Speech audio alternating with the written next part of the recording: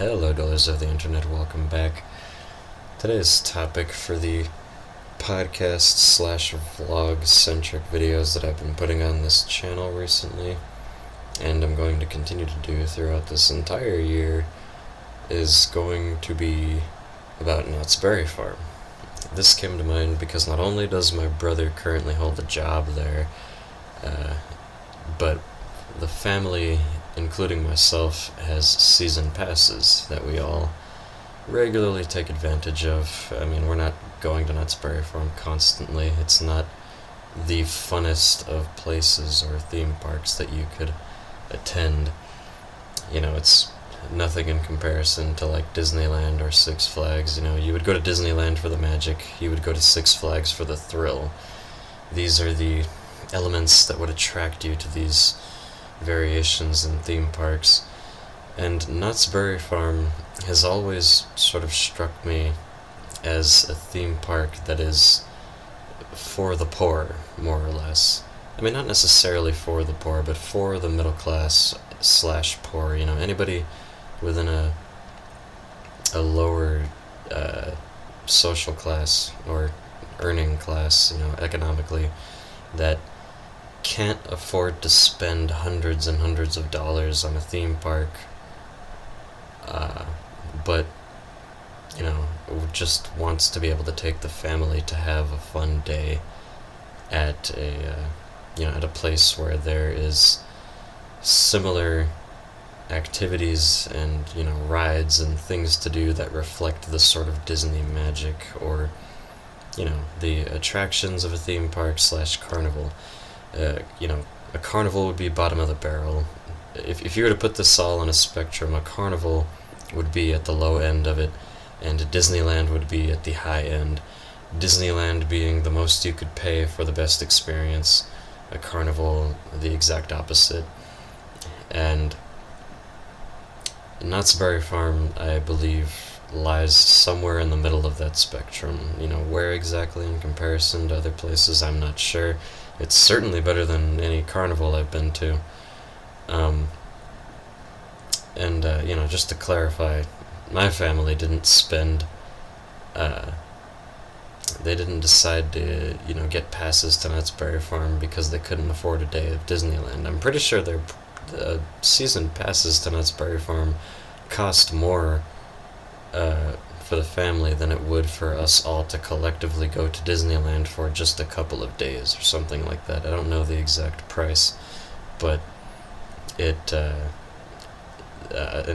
entire season passes range in price beyond that of just a simple 1 or 2 day Disneyland adventure for the family, which was the motivation for their decision making when getting passes to a theme park.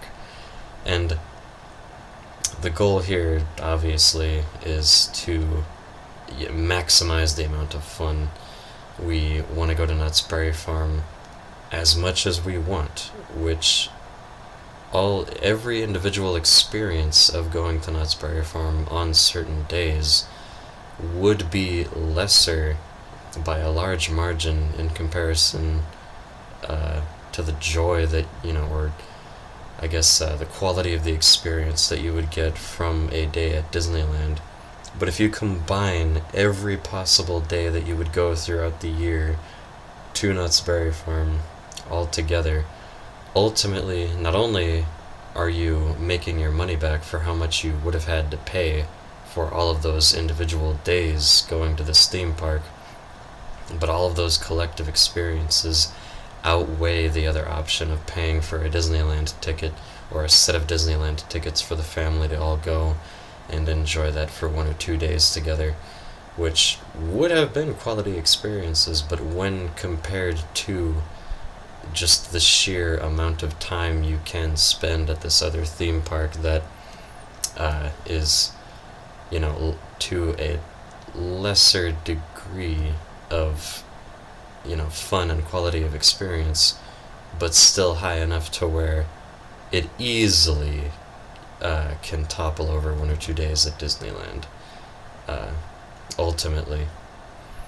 Now, I mean, I guess that would depend on your preference of theme park. I'm obviously a person who likes Disneyland more, but I do believe the system put in place here works and has worked in the past. Last year we did the same deal. We had the same situation active. We all had passes to Knott's Berry Farm, and we went quite a lot, and we're still continuously going. And it's interesting. Every time you go isn't going to be a good time by comparison.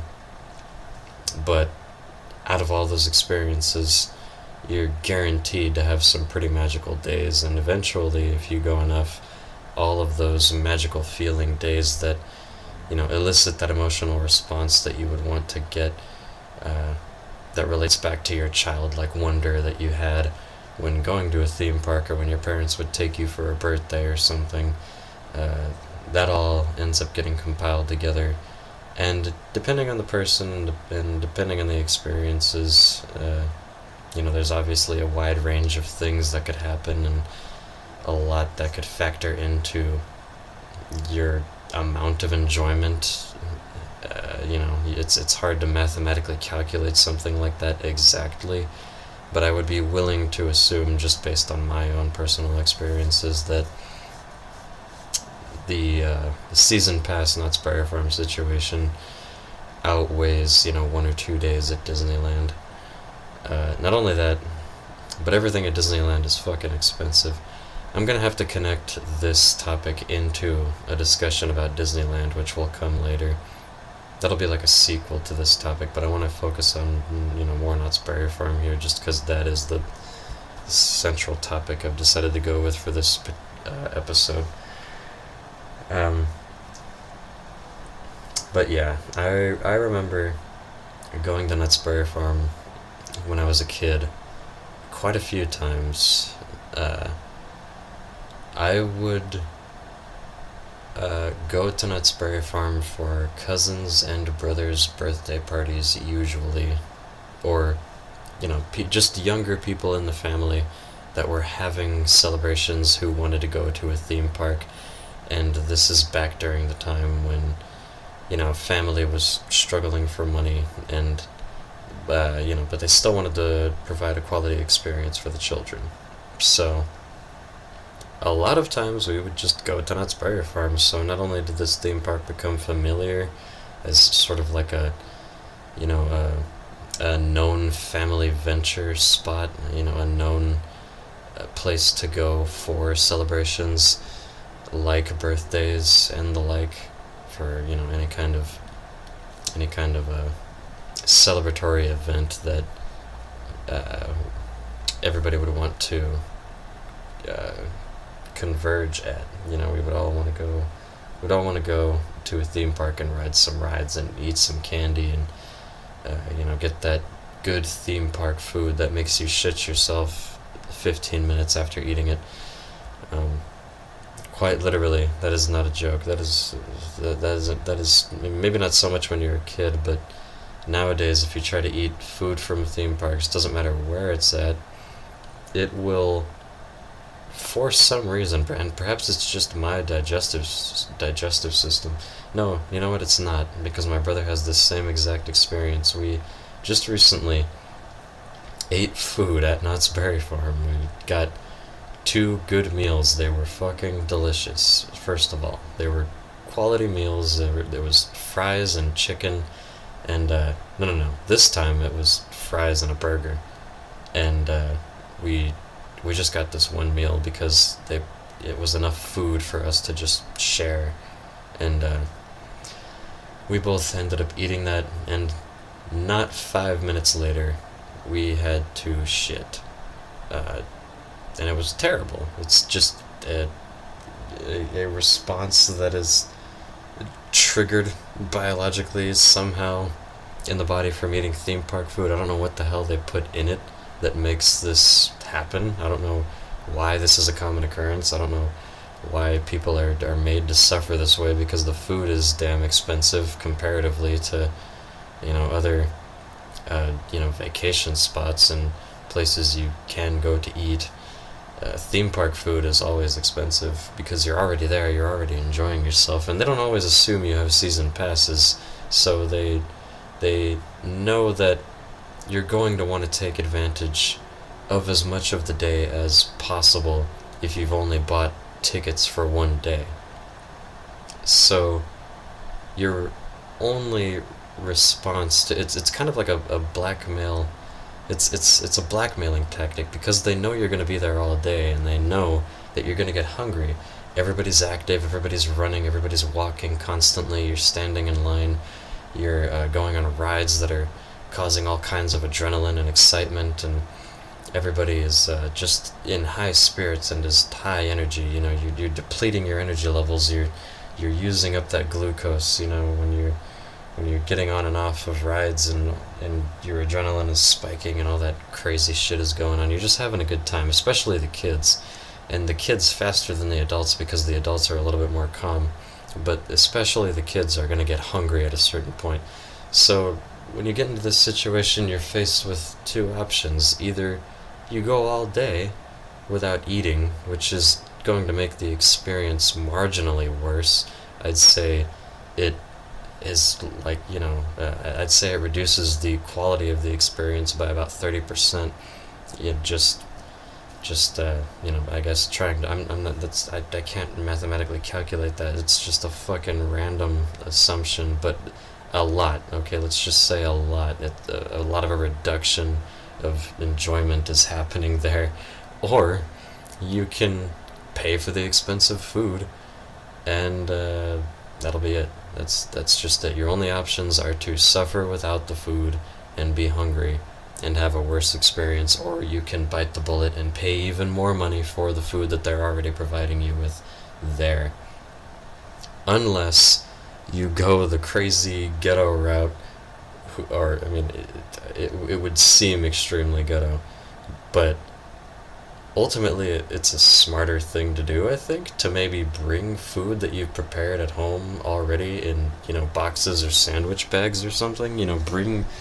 Bring the food, get stamped so you can exit the park and go out to your car. Either you exit the park and go out to your car and you eat at a certain point, plan a certain time so that everybody's satisfied with that, meet up with your family or whoever you're with, go out to the car, eat a bunch, come back into the park, resume your day, and keep having fun. And all you're sacrificing in that is a little bit of a walk to your car, depending on how far out you parked, which isn't that big of a sacrifice, I don't think, unless you have like a serious problem with walking. I don't really. I mean, some people do. They're like, oh, we're already walking around the whole theme park. We don't want to walk back to the fucking car. There's no point in that. But if, you're going for food, so it's not that big of a deal. Or you can even go the further ghetto route, and depending on the security of the establishment, Knott's Berry Farm in particular, only on some days will have a bag check juncture where everybody has to go to check their bags, give up their items, and get scanned through this whole security system to make sure you don't have any harmful objects or metal and whatnot. And that's fine, unless they're digging deep into your luggage. Some days they have it, some days they don't, but on the days that they don't, you could bring your bag full of a bunch of food with you into the park, and then just while you're in line waiting, you could make use of the time waiting to get on a ride by eating and satisfying that hunger that everybody has automatically or is going to have at a certain point after spending all day at a theme park. And unless you like overstuff your face, you're not going to make yourself sick, before the ride, so you're not vomiting. I mean, that's actually, that has nothing to do with it. Why am I even mentioning that? That is something that you need to avoid yourself. So maybe pick a place to sit down and eat if you're one of those people. The fact that you have to bring the food in is irrelevant compared to in the context of a person who gets sick at a theme park because of the rides. I never have. I've never encountered that issue. I could eat 5 minutes before I jump on a ride. I could eat, be full, and sprint to the ride, even still today, get on that ride and be completely fine and not feel nauseated whatsoever. It doesn't matter if it's a spinning ride, it doesn't matter if it's taking you in all kinds of loops and circles or whatever. But some people have this issue. You gotta deal with that somehow. Sit down and eat. But either way, the point of what I was trying to say is that it would seem like a ghetto and, just, I guess, raunchy or looked down upon idea to sneak a bunch of food into a theme park so you don't have to pay for more expensive food. It would seem kind of cheap. I get it. I understand that perspective. But when you look at the whole of the situation, and when you look at the realism of spending money for a certain event like this, it's perfectly fine, I would say, to just bring food from home. You could avoid the pigeonholing, blackmailing scheme altogether by just bringing your own food. I mean, fuck the theme park, right? I mean, they shouldn't have a right to do that and raise food prices on you just because you bought a ticket and you're having to stay the whole day there because you want to maximize time. They're basically punishing you for wanting to spend and take advantage of the most amount of time at their theme park for which you bought a ticket to, which is fucking ridiculous. So this turned into a conversation about food, or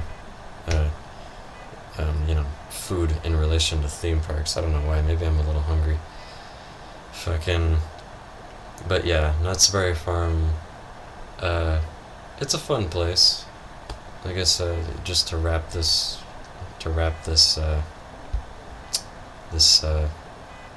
episode up in a nice little bow. I've talked way too much about food in relation to this place, but if I wanted to talk about the rides and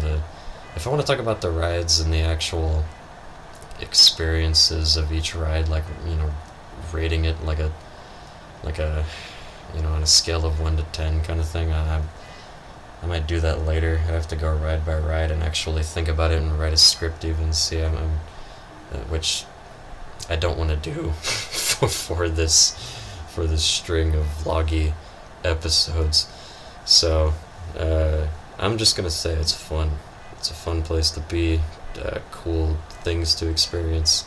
There's this one Indian lodge show that you can see where this Native American man comes out and explains to you the spirits of the animals. There's a bunch of different there's a bunch of different shows you could see. It's great. It's a nice theme park. Yeah, that about wraps things up. I might talk a little bit more in depth about it in another one of these episodes, and I also might talk about Disneyland. In fact, I'm for sure going to talk about Disneyland at some later point. I'll have to refer back to this episode. But that's it. See you guys on the next one.